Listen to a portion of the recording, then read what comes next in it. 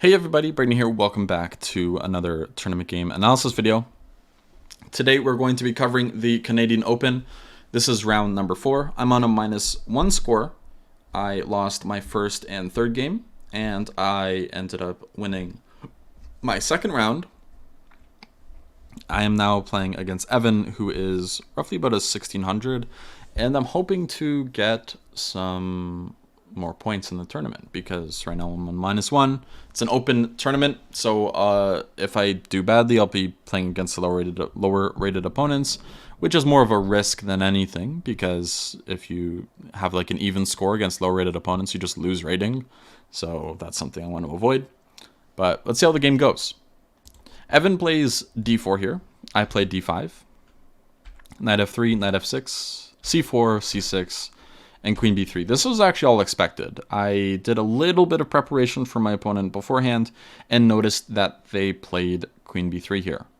So I prepared a line d takes c4, queen takes c4, and bishop f5, which I thought would give me a reasonable position. It's just kind of like a reverse London. That's the gist of it.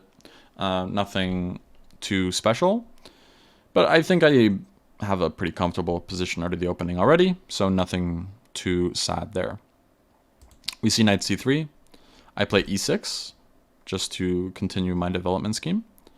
e3, knight b to d7, knight to h4, which I thought was interesting, and I think their idea here was like to get my light square bishop.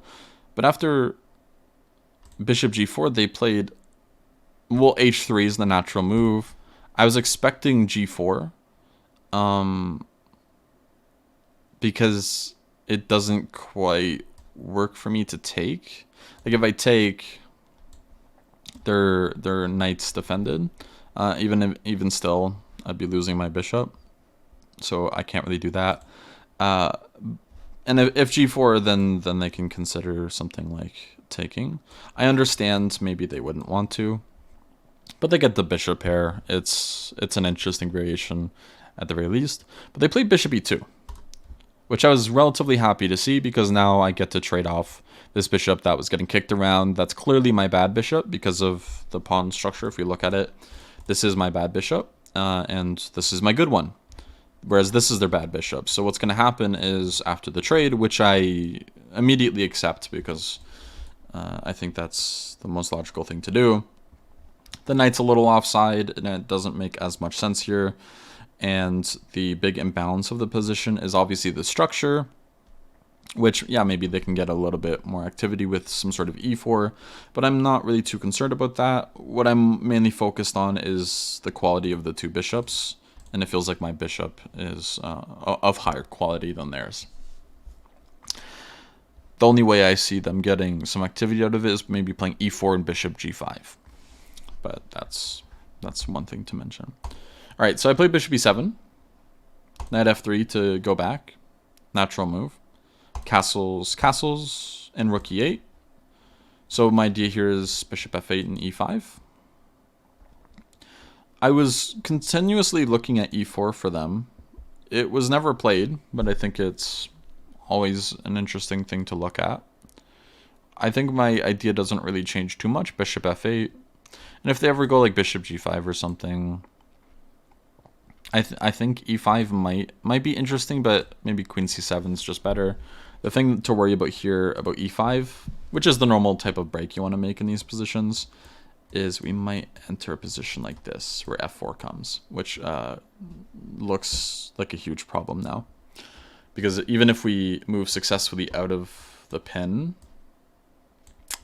at the very least taking looks promising, but so does e5. So I don't really want to allow either of those things.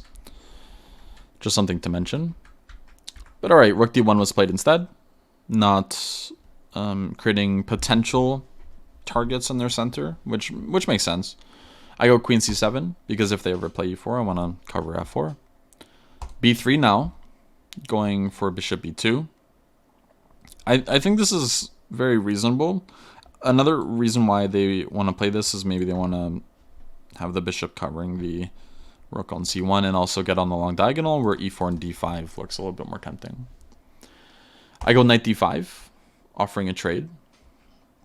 And my idea here was if they accept the trade, I'm probably going to be taking with the E pawn, but it's not crazy to accept with the C pawn either. And the idea here is that, let's just say bishop b2, rook c8, they might even get a little bit of control over the c file, but it doesn't actually feel like a bad thing here, because after queen b6, even if they try to fight for control over the c file, which bishop's better? It feels like mine is. So I was relatively happy to see this. Knight d5, they go bishop b2 instead. So I just end up trading here. The reason why is because I'm a little worried potentially that after e4, maybe I have a bit of a space disadvantage. So trading I thought would benefit me here.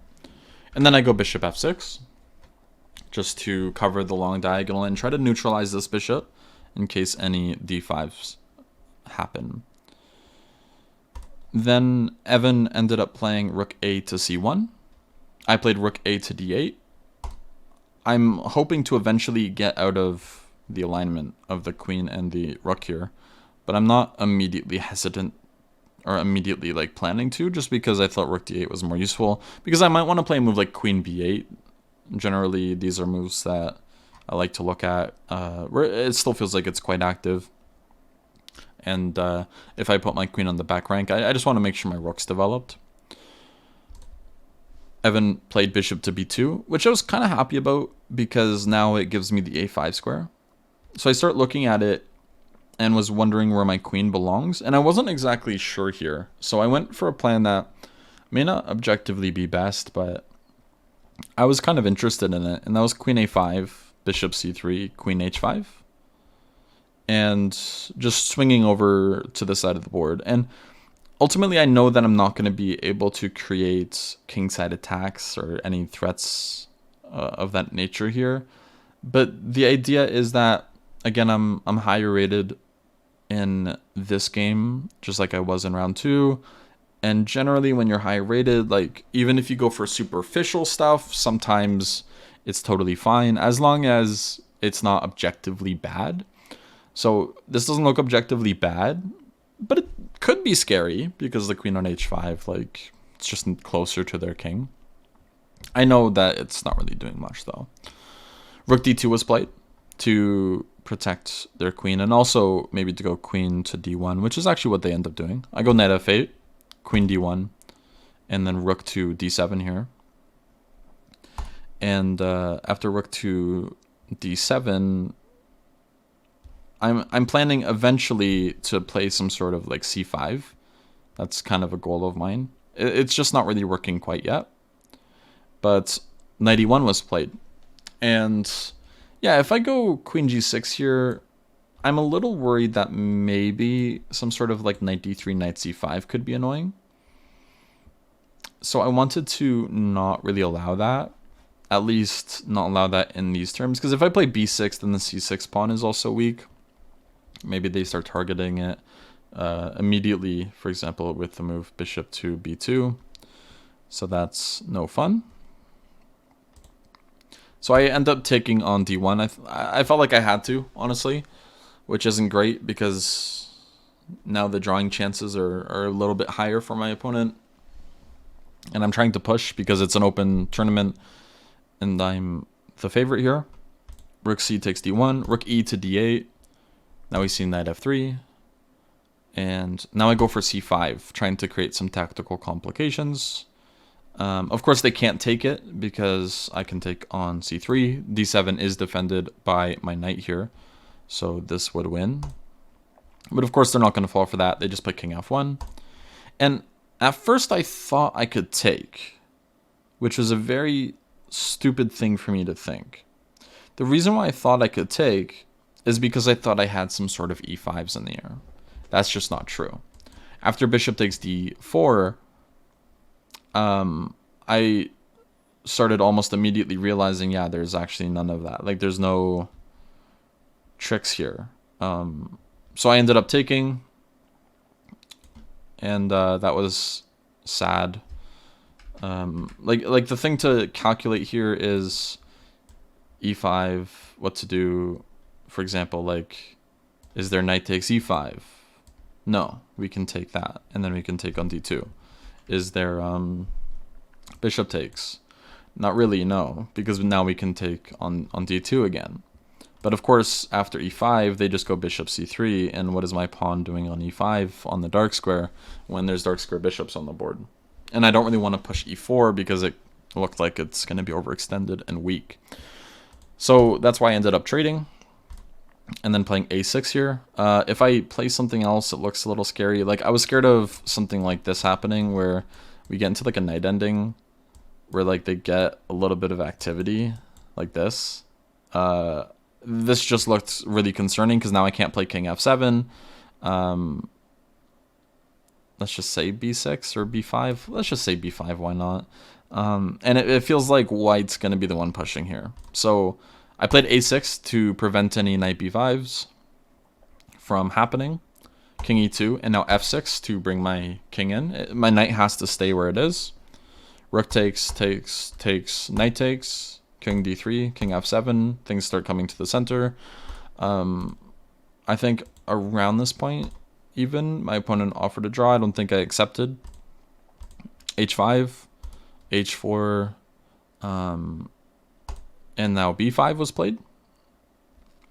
So the idea of b5 here is I'm looking for like some sort of e5 check, king e6, and then f5, which funnily enough becomes a possibility, as we'll see. So king c3 was played, and then I played g5, trying to create an outside pass pawn. Like, if they take, I think this is a bit of a mistake because now maybe there's a pass pawn that can be created. My whole goal is to create some sort of slight imbalance just to make the game harder for them to hold. But they play g3, not going for any of that. I play a5 to prevent king b4 or anything like that. Just trying to be really, really solid on that side of the board because it feels like my best chance is on the king side here. King d4, and this is actually a mistake. I could play e5 check, and I didn't. In e5 check, it's important to understand why it's such a good move. And it's because like the king does not want to go back to c3 here. This is just a huge problem because now we can start playing moves like e4. If the knight has to move back, this is no fun. Our knight starts coming in, or our king starts coming in even as well. Like knight e1, maybe king d5. Maybe we don't even play e4. Maybe we just play king d5 and try to get into e4. If f3 trying to prevent that, e4 looks pretty tempting here. Feels like we're getting in anyways. And this is just a very important move to see, but I didn't see it because I was calculating king e4, king e6, and I saw that they can take, and I was thinking, oh no, what's going on here? This doesn't feel good. I'm scared. But because I'm not a smart person, I didn't see that after h takes g5, I actually have f5 check just winning the game, and an e4 check just winning their knight. I don't know why I didn't see this. This is very simple. It just wins a piece right off the bat, and we'll win the game. But I didn't see it. So I played knight f8, trying to again go for this h4 square, or this pawn.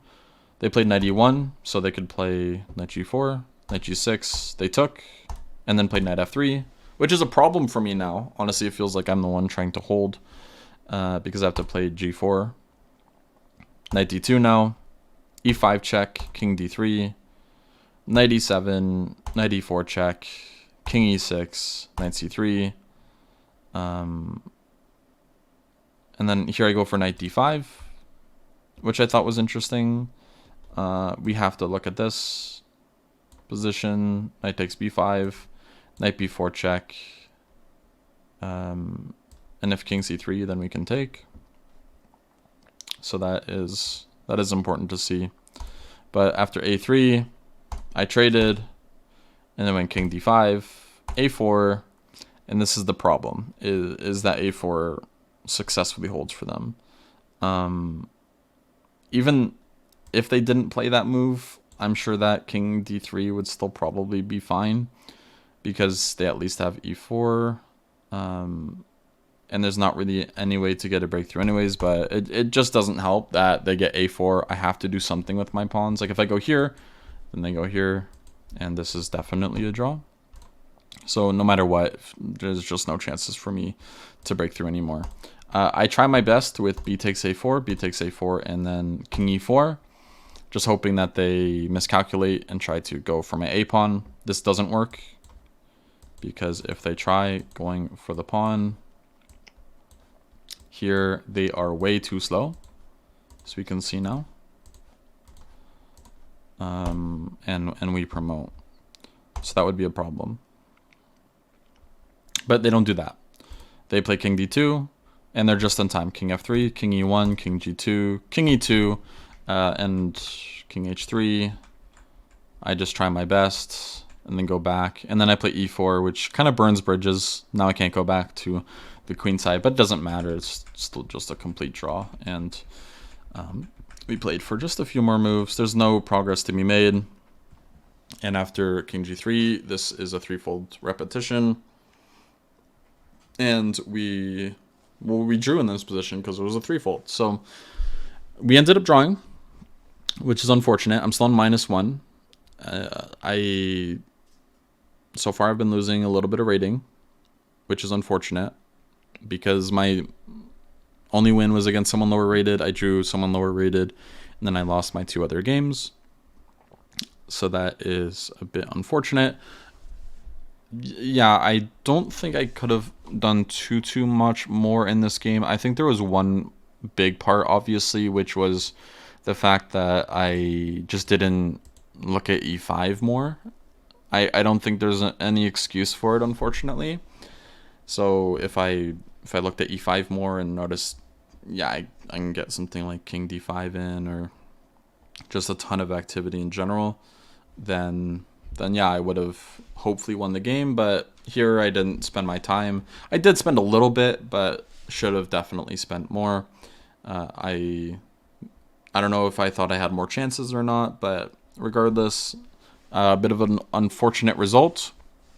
But my opponent played well and put me under pressure in some cases, especially when it was the 2 rooks and the knight versus 2 rooks and knight. Felt like at the very start I was under a little bit of pressure there at the very least, so that was good by them. That's going to cover it for round number 4. Hope you guys enjoyed, and I'll see you in round number 5. Have a good one. Bye-bye.